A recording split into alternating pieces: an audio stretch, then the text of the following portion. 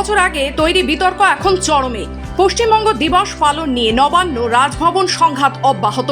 গত বছরের মতো এবছরের রাজভবনে আজকের দিন 20শে জুন বাংলা দিবস হিসেবে পালিত হলো। আর এই বিষয়ে শুরু হয়েছে রাজনৈতিক চাপানোতর। রাজভবনে থাকলেও পশ্চিমবঙ্গের প্রতিষ্ঠাতা দিবস অনুষ্ঠান কক্ষেই এলেন না রাজ্যের রাজ্যপাল সিবি আনন্দ বোস।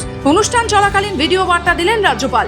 রাজভবনের তরফে সরকারিভাবে জানানো হলো, রাজ্যপাল দেশের যে সমস্ত রাজভবনে পশ্চিমবঙ্গ দিবস পালন হচ্ছে সেই কাজে ব্যস্ত আছেন তিনি। তবে প্রশ্ন উঠছে, রাজ্য সরকারের সঙ্গে সংঘাত এড়াতেই কি রাজ্যপাল এই অনুষ্ঠানে সশরীরে উপস্থিত হলেন না? অনুষ্ঠানে থাকলেন না রাজ্যপাল?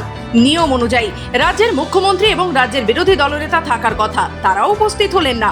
কেন্দ্রীয় সরকারের স্বরাষ্ট্র দপ্তরের নির্দেশ অনুযায়ী পশ্চিমবঙ্গে প্রতিষ্ঠাতা দিবস পালিত হলো রাজ্যের রাজভবনে।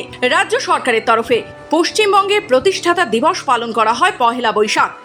জাতীয় সঙ্গীতের পর রবীন্দ্রসঙ্গীতের মাধ্যমে শুরু হলো। অনুষ্ঠান চলাকালীন রাজ্যে সরকারের অনুমোদিত বাংলার সঙ্গীত বাংলার মাটি বাংলার জল এই গানটি বাজানো হয়।